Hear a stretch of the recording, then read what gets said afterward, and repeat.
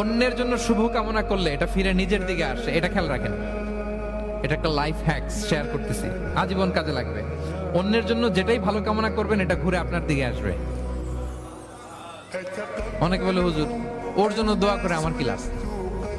নিজের জন্য আল্লাহ আমারে মাফ করে দাও, আল্লাহ আমারে সমৃদ্ধি দাও, আল্লাহ আমার বেতন বাড়াও, আল্লাহ আমার ব্যবসায় বরকত দাও, আল্লাহ আমার ছেলেরা হাফেজ বানাও, আল্লাহ আমার বউ, আল্লাহ আমার মেয়ে, আল্লাহ আমার আমার আমার সব আমার ভালো আপনি চাচ্ছেন নিজের জন্য, অন্যদের জন্যও চান।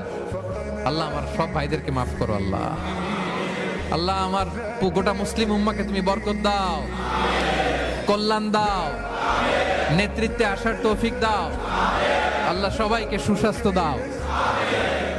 এটা ফিরে আপনার দিকে আসবে। অন্যের জন্য শুভকামনা বহুগুণ বৃদ্ধি হয়ে নিজের দিকে রিটার্ন করে। বিষ্ণু সাল্লাল্লাহু এটাই বলেছেন, মা মিন আবদিন মুসলিমিন ইয়াদউ লিআখিহি বিযাহরিল গায়বি ইল্লা ক্বালা লাহুল মালাকু ওয়া লাকা বিমিসলিন।